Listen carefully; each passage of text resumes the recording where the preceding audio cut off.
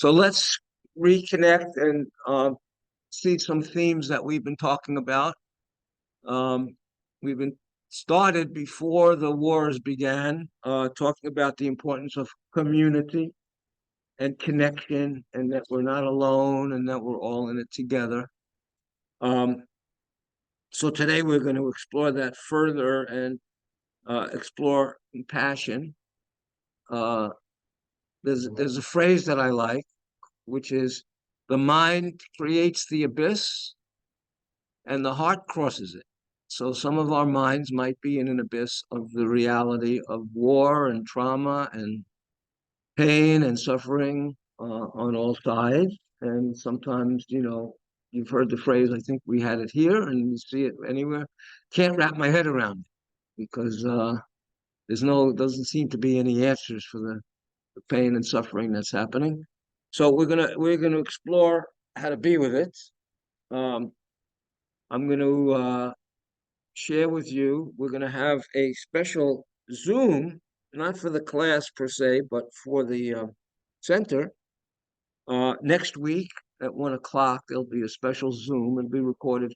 When I was in Israel, for the time I was there and had a center for mind body, I made friends with Dr. Stephen Fulder, who's the foremost meditation teacher in Israel, and he and I taught classes together for lay people, professionals in mindfulness at my center in Israel when I was there.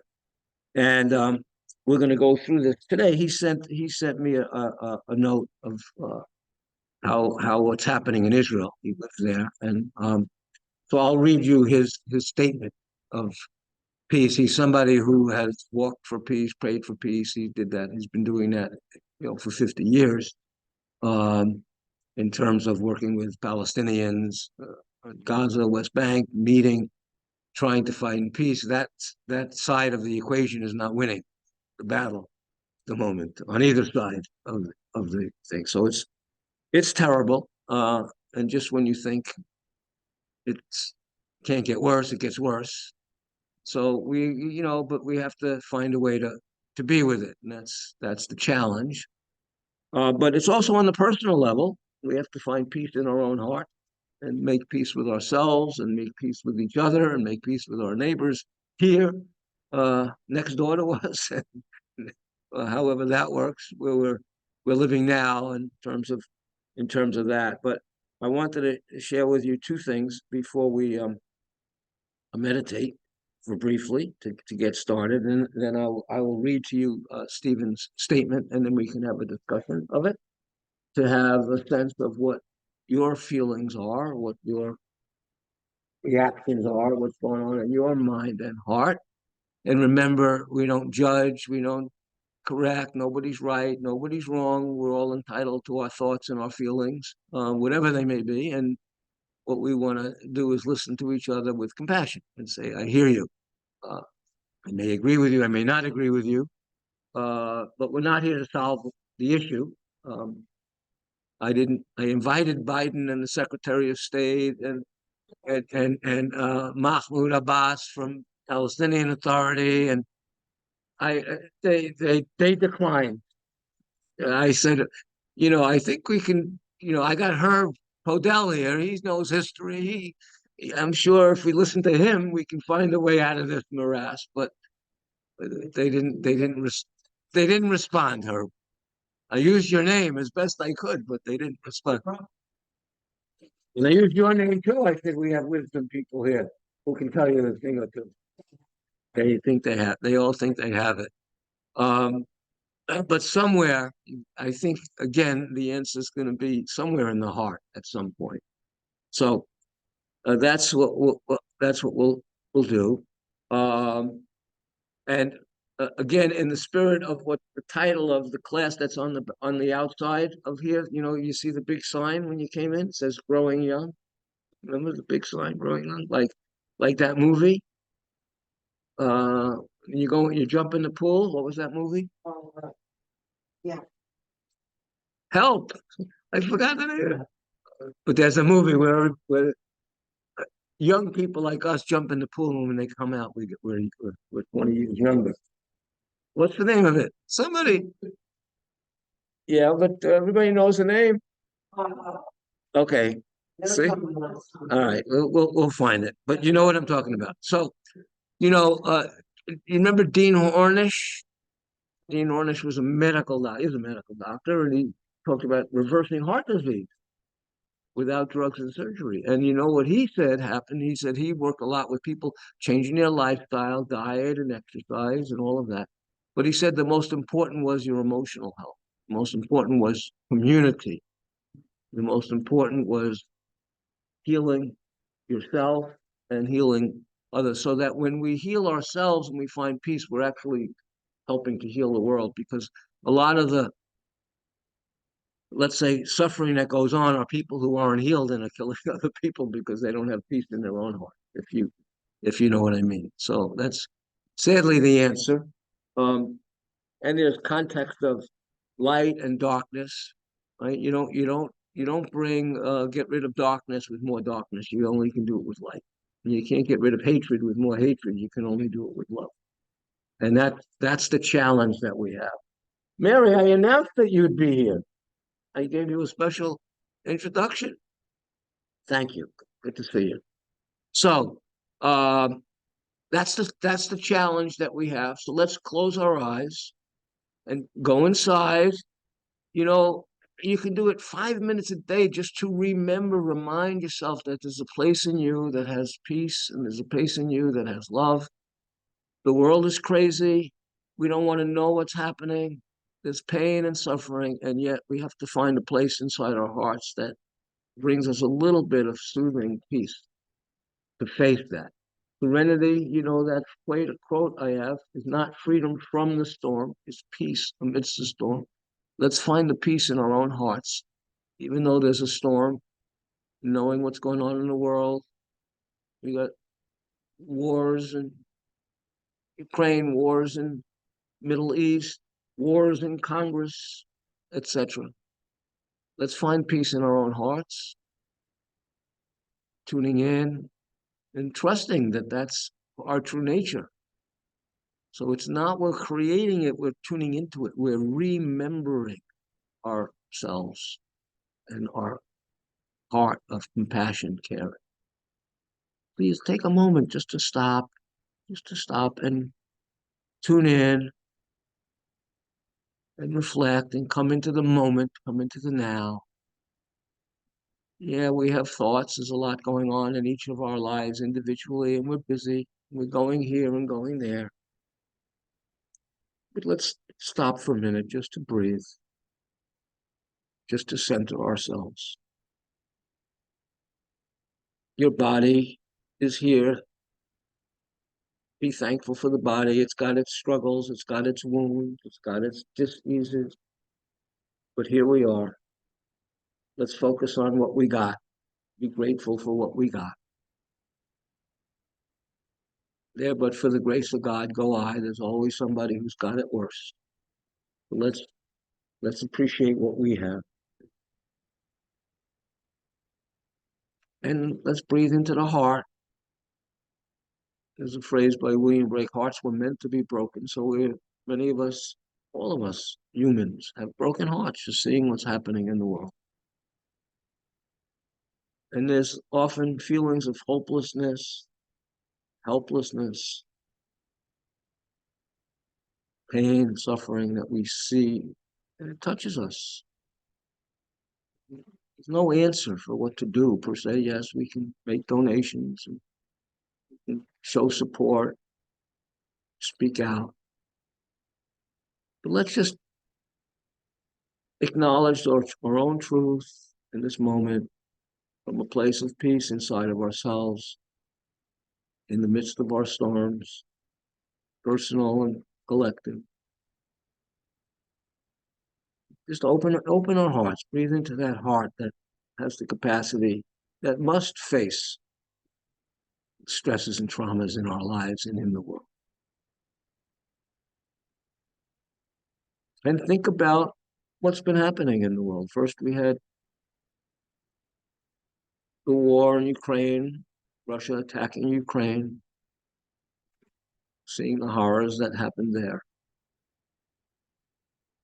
And that's war, suffering, war. And now the challenges of what's going on in the Middle East, Israel and Gaza, without politics, just the suffering of people.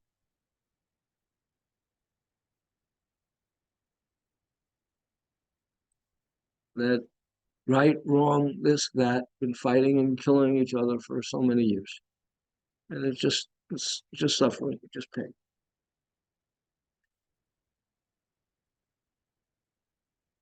And to just breathe it in and breathe out compassion, compassion, caring about the suffering of others, not taking it on, but we can't stick our head in the sand and avoid it. People are suffering on all sides. Just hold it with compassion, with kindness. And it's prayers, wishes that people be free from suffering. May the war stop.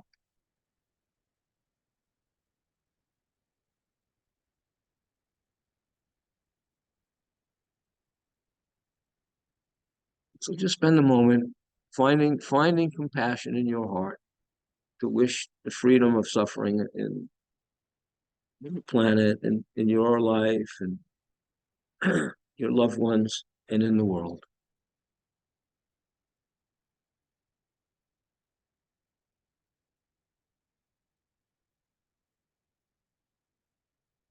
And the heart is the only place that lets us be with the pain and suffering that we witness, that we know is happening.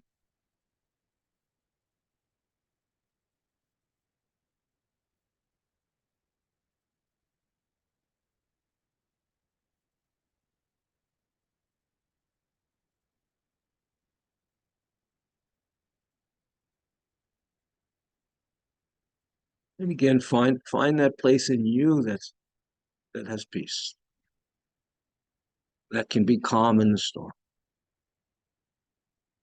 It has compassion for the suffering in the world.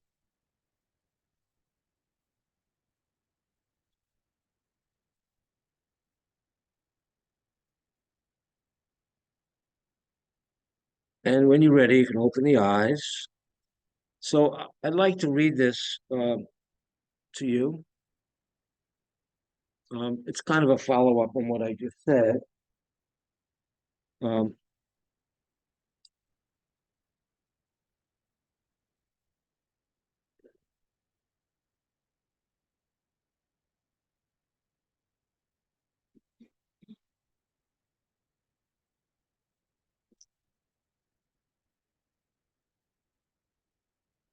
and just want to read you what he sent me.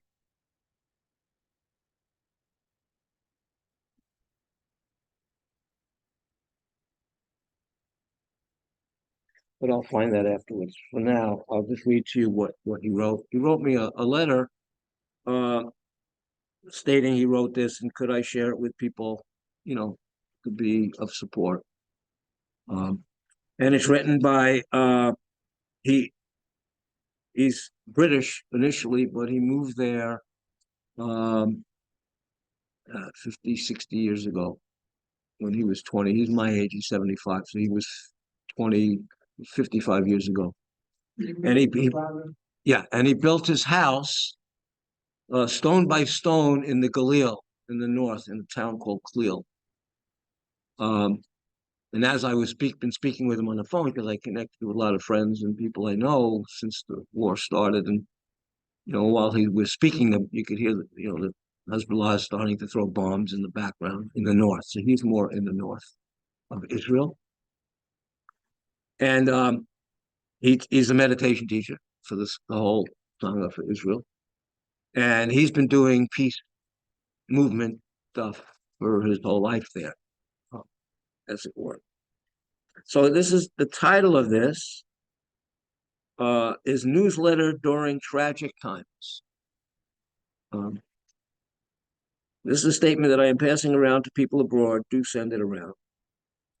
A statement on the current tragic situation in the Middle East.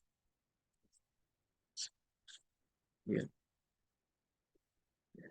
I write this from Israel, where I live.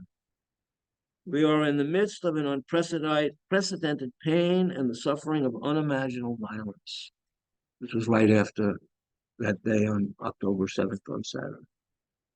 There is a climate of fear and anger and loss, which for many is overwhelming. At the same time, our spiritual community and many groups and kind-hearted folk are extremely active around the clock in online events or physical meetings, bringing relief, humanitarian aid, care, the capacity to listen, and offering ways to find the strength and stability to go through this terribly dark period. So that's the context of what I'm speaking with you about. Let's be with it, right? Can we find the strength and stability to go through this terribly dark period, to make decisions from that place? I think uh, Biden even made the statement about, let's try to be calm in the storm, because when 9/11 happened to us, we didn't necessarily always do the right thing. The wars that we started here and there in Afghanistan, they haven't necessarily resulted in good stuff per se. We made some mistakes because we acted. Maybe it wasn't right or wrong, but we didn't necessarily act from a place of peace and calm. We reacted and made decisions there. So he's saying finding ways, offering ways to find the strength and stability to go through this terribly dark. At the same time, many of us, including myself, cannot condone the suffering inflicted on the Palestinians of Gaza in response, as if that will be an answer. You kill us, we'll kill you. Hatred never ceased from hatred. It will not be. An eye for an eye will leave the whole world blind. That was the line. An eye for an eye, a tooth for a tooth. Mahatma Gandhi, nonviolence, said it leaves the whole world blind and toothless. And speaking like this, for some people itself, gets them angry because they have so much rage and anger. And how could you even think about not doing anything except killing the other people in that regard? So let's honor wherever everybody is. This isn't right. This isn't wrong. This is one person's perspective. And the spirit is, how do we find the strength and stability to go through this period, and how do we respond to it? What can we do? And I think each person has an obligation to find peace in their own storm. I don't have the answer to that. Every few years, there has been an outbreak of violence. Gaza has been pounded and the seeds are sown for the next round. The title of, when I was talking with him about doing a special Zoom for the senior center on Zoom only, we're going to try to do it in the class, but it didn't work out schedule-wise. It's called Seeds for Peace.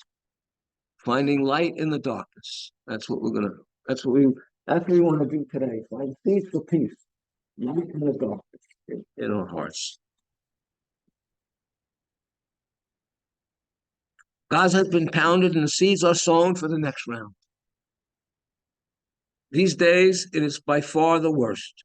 It still expresses the utter failure year by year for both sides to explore other options to find peace. When the voices on both sides say that there are no other option, it expresses only the paths that were not taken. As you hear that on both sides. It is sleepwalking into suffering. It shows aggressive and reactive responses based on trauma rather than wise actions that create conditions for change someday. Like, right, definition of insanity, doing the same thing over and over and expecting a different result. Again, it's not like there's an answer, but we have to at least try to find a way in the midst of this. Over many years, I and colleagues have been bringing groups of Israelis to the West Bank to spend a weekend on peacemaking workshops with Palestinians. At times, when the dominant voices said that peace was impossible and only violence and suppression worked, we found that our tools of deep listening, sharing our pain and daily life experiences, and being in each other's shoes created a lasting bond and showed all of us that peace was possible.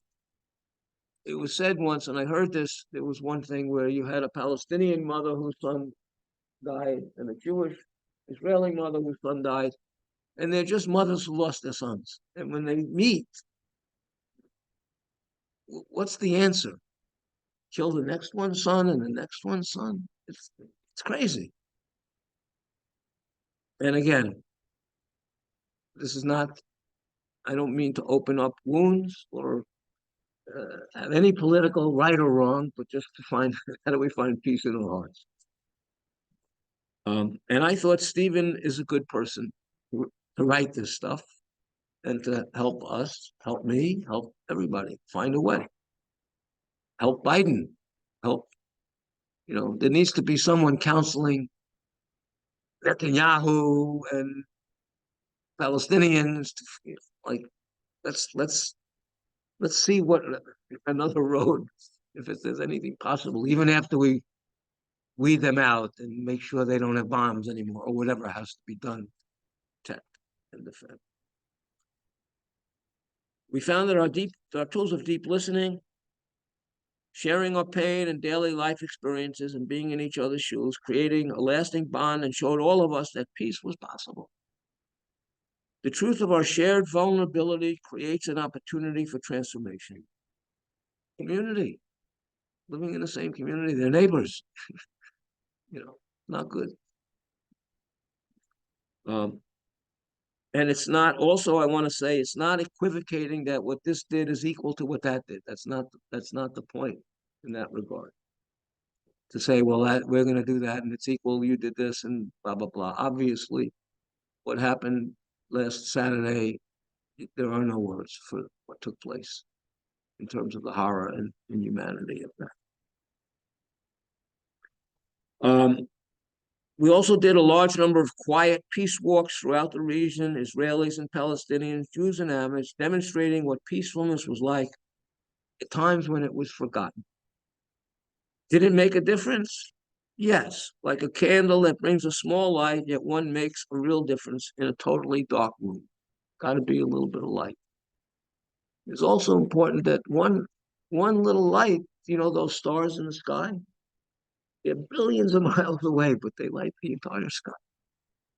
What can you and others who are outside the region do to help? Kindness is the opposite of hate and violence. Connect with the compassion in your hearts and know that compassion is unlimited. It does not have one address. Radiate compassion for all sides and for ourselves, as we too are vulnerable beings. And let it direct and energize us to act skillfully in the world, wherever we have an opportunity, helping to create the conditions for a peaceful and fulfilling life for all. So, we've talked here, not the same thing at all, obviously, but I've talked to you about the struggle that we have in America within families. This one likes Trump, this one hates Trump. This one watches Fox, this one watches this, and it's in a family. They're hating each other over that, and we can't find a way to bridge the gap. It's almost unbelievable when you think. And here we have the result of that kind of separation and not listening to each other is killing each other. So,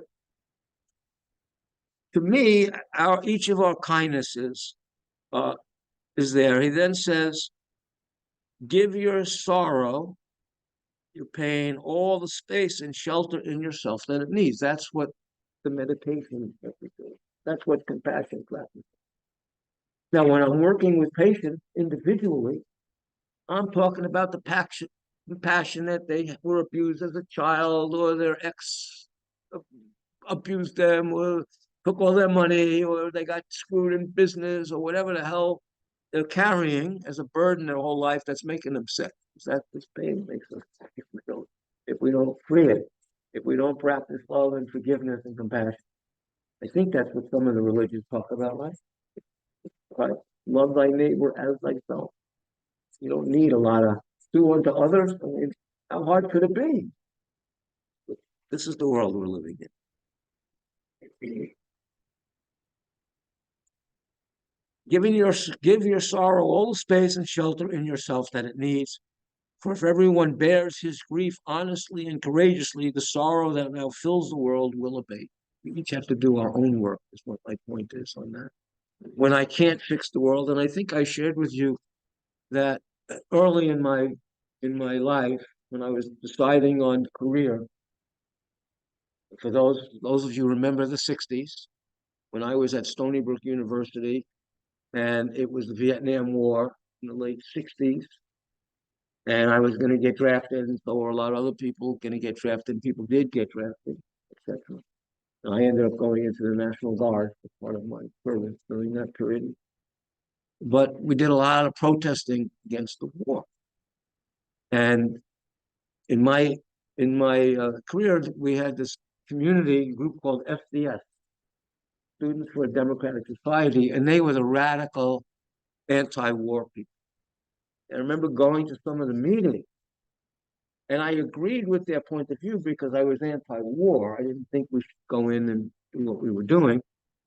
But they had so much anger and so much hate and so much rage. I said, that can't be healing. And I couldn't participate in that. And I said, if my life is trying to change the whole thing out there, I'm going to have a nervous breakdown. I'm going to end up angry. And like all of these people, not judging, I said, let me work to change people one person at a time. There's a phrase in the Bible. I don't know if you know this one, Herb. I know you're not a rabbi, but biblical scholar. If you heal one, if you save one person's life, you save the whole. Hillel. Hillel. If you save one person's life, you save the whole.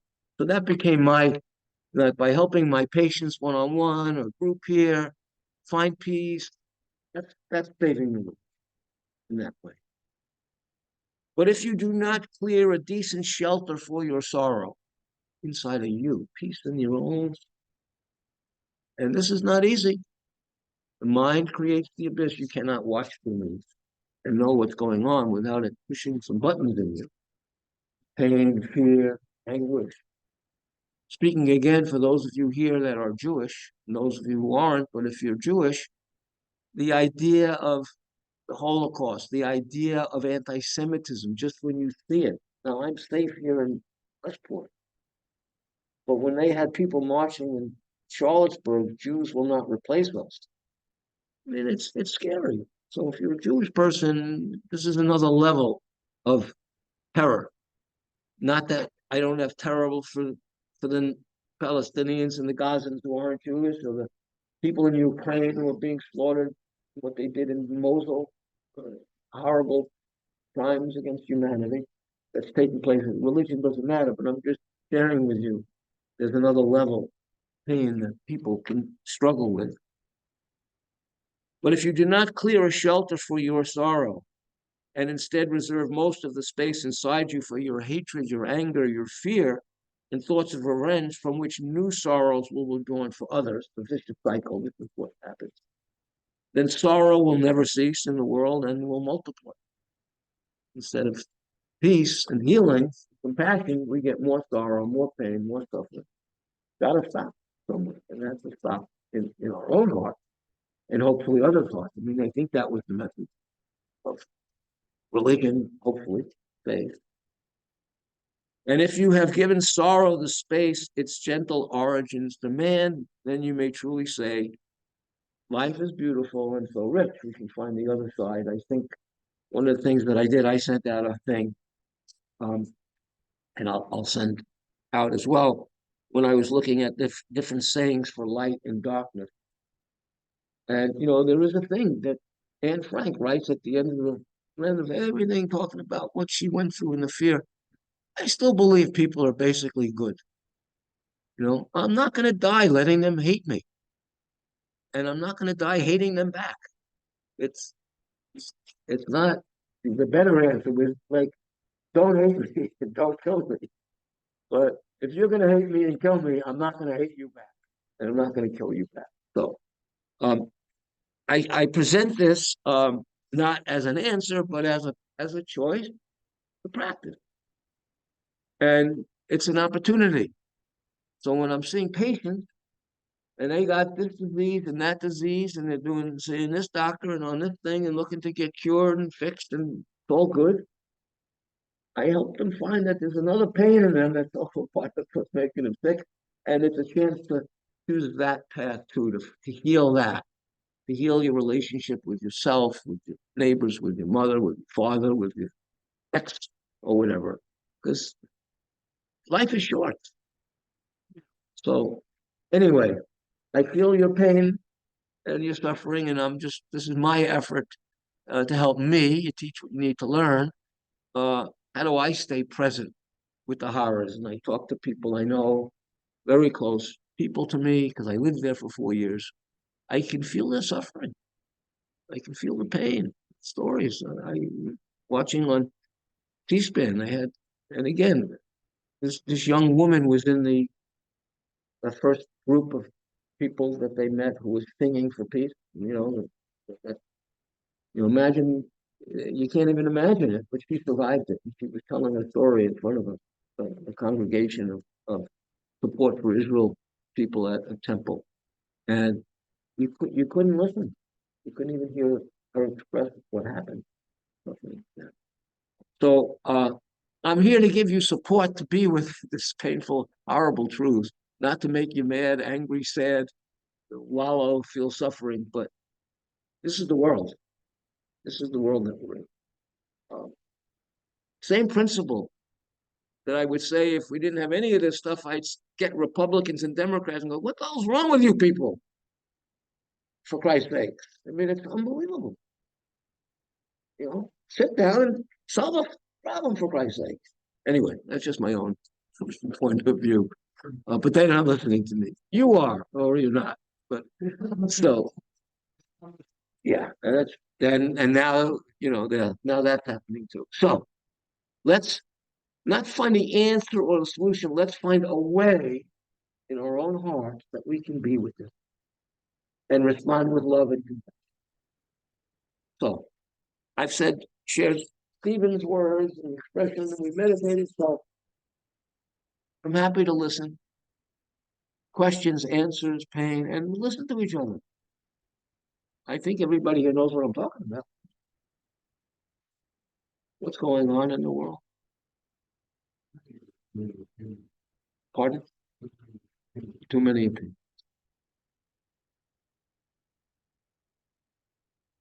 Yes. I read a book by a Spanish author called Shoot Me, I'm Already Dead. Mm. And it took me 20 years to write that because of all the research he did. And this comes from way back when people were coming to that part of Palestine, it was, I guess. And they were Jewish because, they hated Jewish in Europe for a long, long time too. So they came and they said, and they had their own ways of working the land. And little by little, they befriended the people that lived there, and they had one good relationship. The only thing they did not want is intermarriage, because one was Muslim and the Jewish that not. And everything went fine, and the land flourished, and everybody was happy, and people kept coming in until 1948 when the state of Israel started. And then, it just changed. Even those people that were so friendly and they loved each other like brothers separate. And then the book ends when, there was dead and people from one side were dead, people on the other side were dead. And the two seniors met in the coffee house somewhere in Israel. And they looked at each other and they, why is this happening? So they embraced and they kept being friends. But that's just That book is called "Shoot Me, I'm Already Dead." And who's the author? Do you know? Rosa Montero. Montero.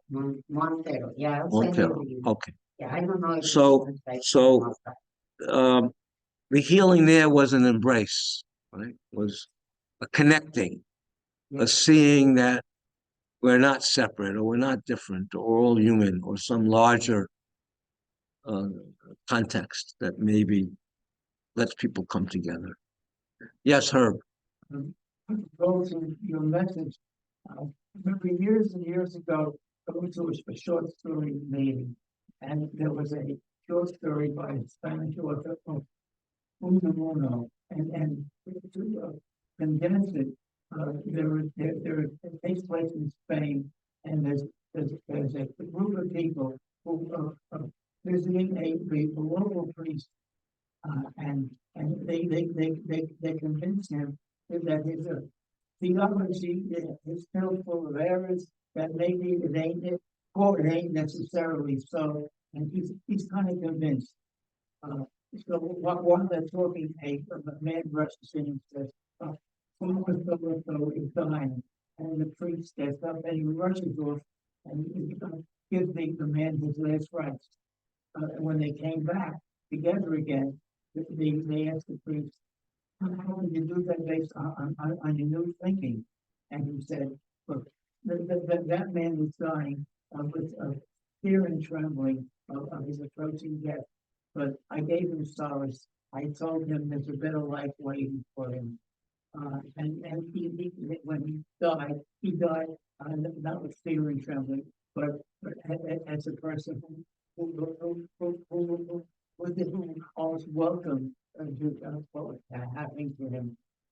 So the point it's really your story, this long and short story. Even though you didn't necessarily think the way you think personally at the moment, your compassion, your feeling, you're putting yourself in someone else's shoes was the message of that short story. A well-known Spanish writer. Uno. Thank you for sharing that. So we can see with new eyes, right? We can bring that. So how are you doing? Because it's helpful to share your pain. It's helpful to tell people, I can't handle it, or I get a text from my friend last night, who's a therapist and my best friend, and the only thing it says is, help, I can't take it. He didn't say anything else. He just can't take it. Because we're following like what's going on and every day the stuff. He just wrote help. I can show it to you, help, I can't take it. Because we've been supporting each other to try to figure out or explore how to deal with it. So, you know, is there a part of you that's saying help? I can't take it, or what? Yes. I think I realized last night I was watching the news on my favorite channel, and then I can watch the channel on and I have to turn it off and then I get after it. But I want to know what's going on. And then taken everywhere. And yet I realized that I'm developing a fear of what's going to happen, not only over there, but in our country. And I think I have a bigger fear for what's happening in America today. Because we need to realize that we're losing our democracy, and the democracy and the Constitution aren't as important in this country today as it used to be when I was growing up. And the patriotism and that's all gone by the wayside. So because I have a fear of what's happening in overseas, but also I have a large fear of what's happening in our own country. And the way it's going, I'm just fearful that we're going to lose everything that we were meant to do. Yeah. I don't think you're alone with that, per se. So you want to say anything more about how that fear lives in you a little bit? It's increasing every day with what I see on TV. It's happening overseas. It's happening in the country. And I just don't. It's making to me like the two sides are coming together, and I'm not sure that'll happen. If it doesn't, then I think we're in big trouble. Yeah. And I don't know if we're going to confront them. So the power of what we'll call compassionate listening is a practice. So it's like, I'm listening to you. I don't really want to hear what you have to say because you're scaring me. And I agree with you and I understand. So, but if I go one hand, or if I go, how do I fix you? Because I don't want you to feel that. And you know, so this is the context of compassion listening that just says, Barbara, I hear you. I hear you. And then, my heart of compassion isn't how do I fix it and how do I help you not feel that? I know I hear you. You feel that. And it's okay. And we gotta face the fear. We gotta face the fear. Yeah, no, I know. Able to express my feelings. Exactly. And Right. and we listen. I hear you. Who else was gonna want to speak? Barry?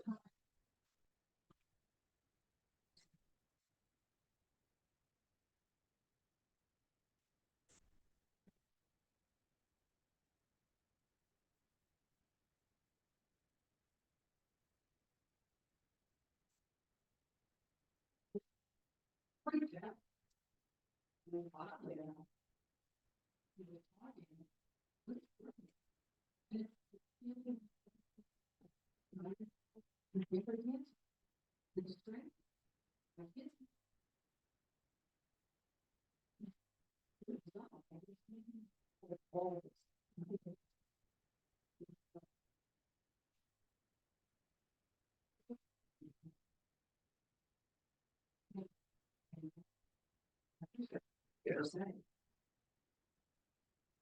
I hear you. Yes. No, I agree with what you said. Um,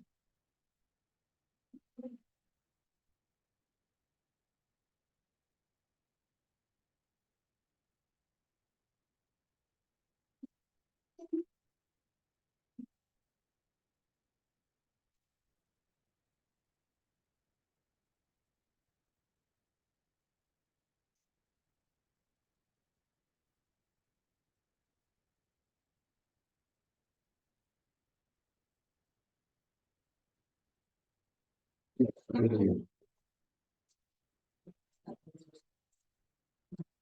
Just thinking for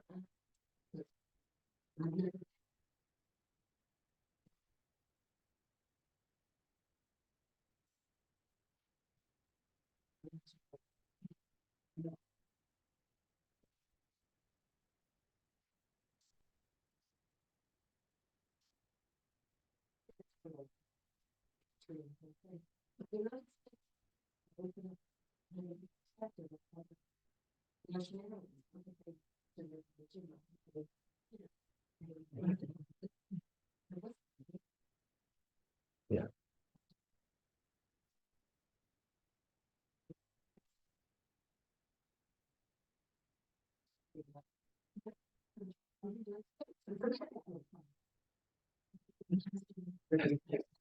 That's not happening.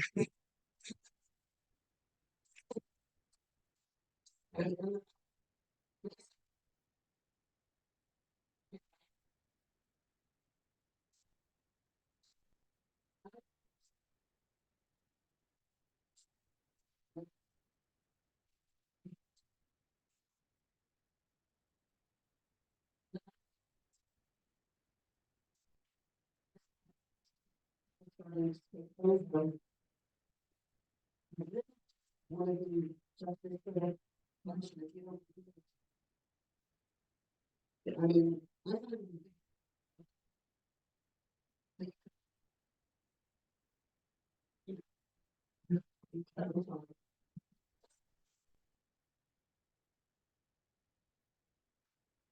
So there's a lot of cross currents. I hear you. And um, coming back to what Mary said, what you said, the sense and the choice that we have, we must go on. How do we go on? We can't stick our heads in the sand per se. What can I control? What can I do? How can I be with this? I can find peace in me.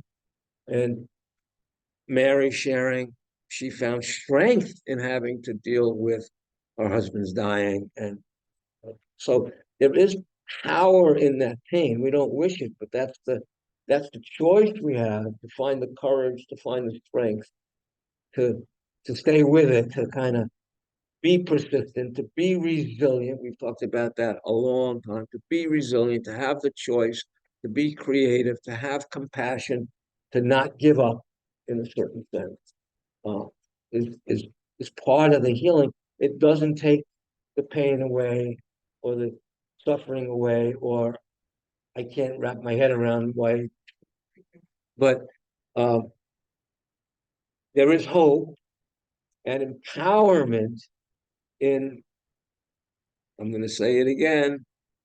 Who's going to quote Viktor Frankl? Who's going to quote Viktor Frankl?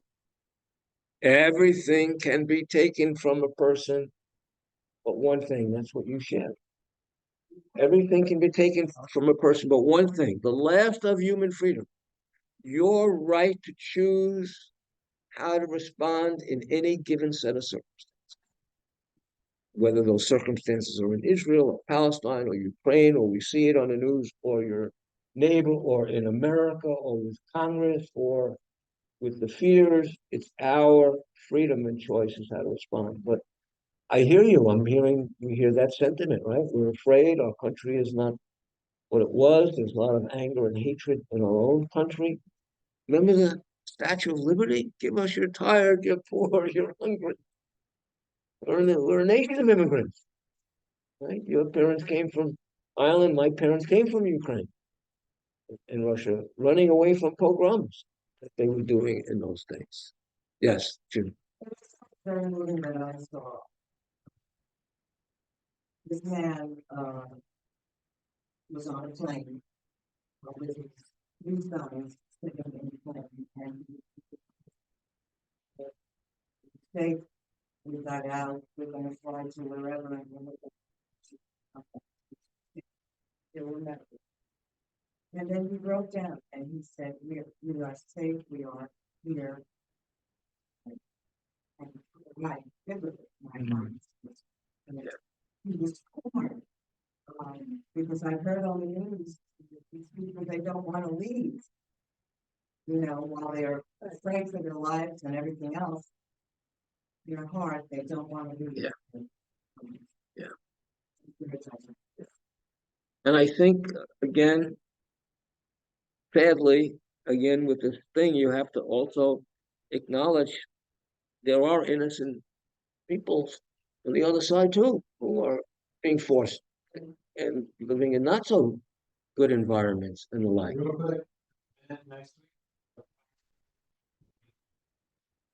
Okay, got it. Okay, thank you. I've been arranging with Stephen and Holly, Jason and Holly Stevens' event.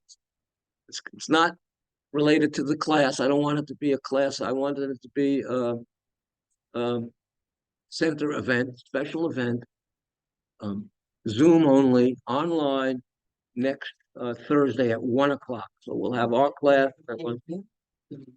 You can get it anywhere online. Pardon? No, they're doing the Zoom. You have to register for it, like you said, and they'll send you the link to have the Zoom link, and you can do it on your iPhone, and it will be recorded, so you'll get a copy of it if you can't do it. But we're doing it. I'm going to host it, and I'm going to interview Stephen, and he's going to share his thoughts as we've been doing, as a support for the community. Jason just said, if you want to be part of it at 1 o'clock, you have to register. They're making it a thing. No, it's Zoom only. Zoom only. They didn't have space for it. That's why we had to make it Zoom only. I wanted to do it in the class too, but they don't have enough TVs and screens. Maybe that'll change and they'll open it up and let people do it then. But for now, it's Zoom only. You know, you could all stay and sit in there and bring your iPhones because you can do Zoom on the iPhone. Next Thursday at 1 o'clock. So we'll have our class as usual from 11 to 12. Another announcement, the last class here is not the end of October, it's the first week in November. Okay, November 2nd, I think it is. Okay? Then I'm in Florida. I had volunteered to do the Zoom class when I was in Florida, but they didn't want to do that. So I won't meet you again until January.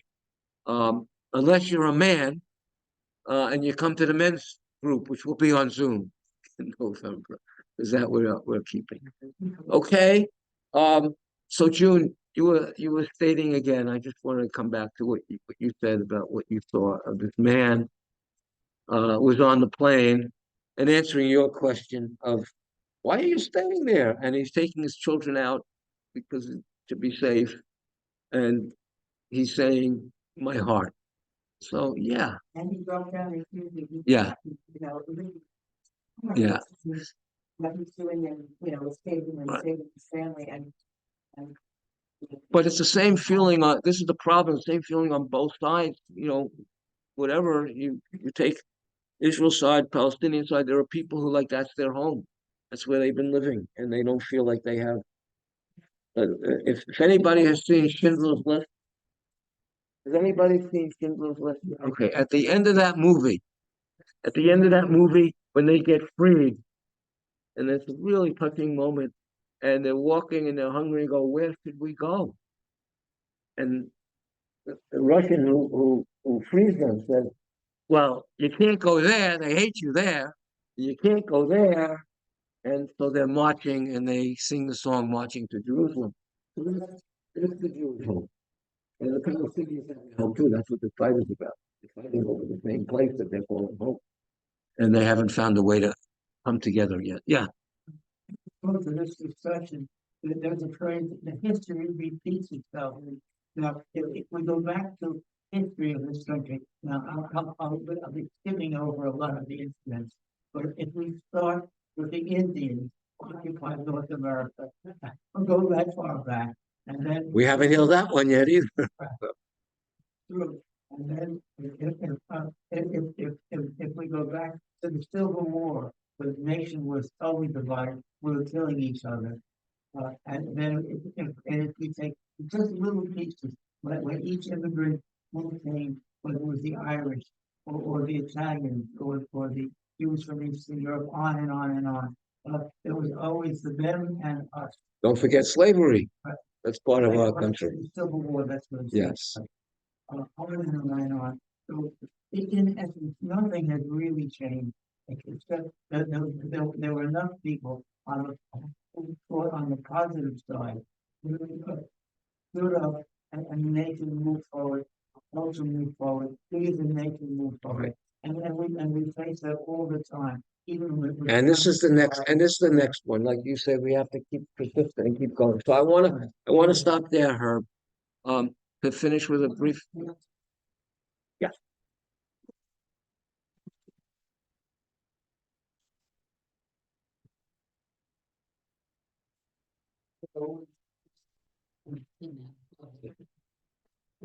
Report.